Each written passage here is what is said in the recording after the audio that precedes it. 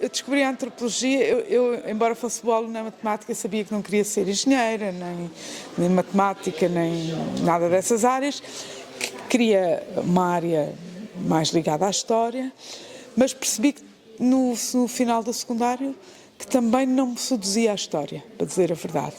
Aquela ideia de estar o resto da vida em arquivos, não ter nenhum contacto com o ar livre, com a vida real, perturbava.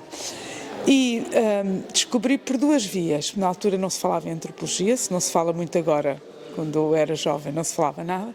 Uma, porque um professor de História, nós tínhamos uma relação muito próxima com os professores do que era o 7º ano do liceu, e eu fazia parte de um grupo de Arqueologia, e o professor de História disse-me, de facto, a História se calhar não é para ti, mas há outras áreas, como a Sociologia. E tinha uma tia que tinha estudado, feito uma pós-graduação em Paris, que me falou da antropologia. Foi assim que eu descobri a antropologia. E somando estas duas dicas, eu fui à procura do que era a antropologia. Depois, licenciei-me em antropologia, não havia praticamente trabalho. Eu concorri para tudo o que abriu, de concursos para escolas superiores de educação do país. Na altura estavam a começar e havia muitos concursos, e fui integrada, ganhei um concurso na Universidade de Trás-os-Montes, onde vivi muitos anos e onde trabalhei, numa antropologia em departamentos que não eram de antropologia, e portanto habituei-me, digamos assim, a lecionar para não cientistas sociais e para não antropólogos. E depois concorri para a Universidade Nova, para a Faculdade de Ciências Sociais e Humanas, e ganhei o concurso e voltei para Lisboa. É um livro coletivo que se chama A Pastorícia em Montezinho, é o resultado de um projeto de investigação que se chamou Pastopraxis, que o objetivo era perceber as adaptações da pastorícia às alterações climáticas em Montezinho, no nordeste de Portugal, no Parque Natural de Montezinho, e é um livro de divulgação, um livro que relata a vida dos pastores, os pastores no sentido mais amplo, como eu tentei explicar na apresentação, no sentido de pastores, a unidade produtiva e familiar ligada à pastorícia, os pastores, as suas mulheres, os seus filhos, que é uma unidade. Os pastores não existem como individualidade, digamos assim, e que é resultado de uma etnografia de caminhada, de recolha de informação com os pastores, mas é um livro que tem como objetivo mostrar à opinião pública, aos decisores, aos políticos,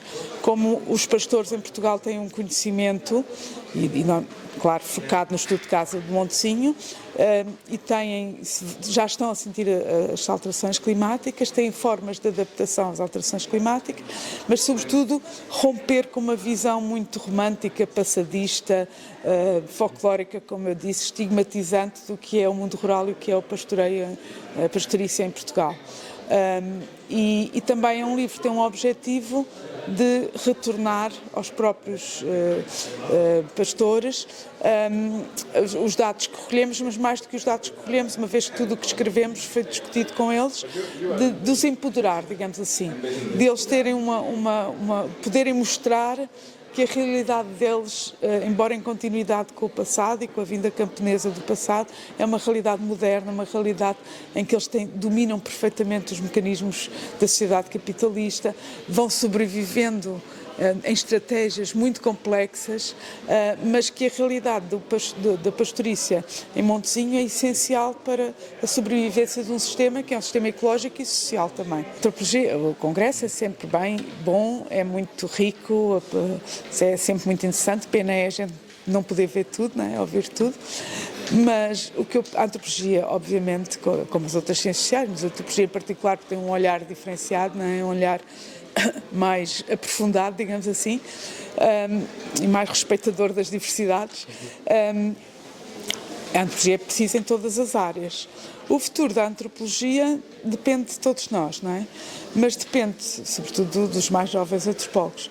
Mas depende, sobretudo, se a antropologia deixar de sair do seu ninhozinho, do seu casulo, a palavra é essa, do seu casulo, e de haver mais gente a fazer uma antropologia implicada, uma antropologia em diálogo com outras disciplinas, porque no mundo, mesmo teoricamente, em que nós deixamos de pensar o mundo com dicotomias natureza, cultura, com dicotomias conhecimento técnico, conhecimento local, e sabemos que para sobrevivermos e para este planeta sobreviver e a humanidade sobreviver, temos que fazer cruzamentos entre os diferentes tipos de conhecimento.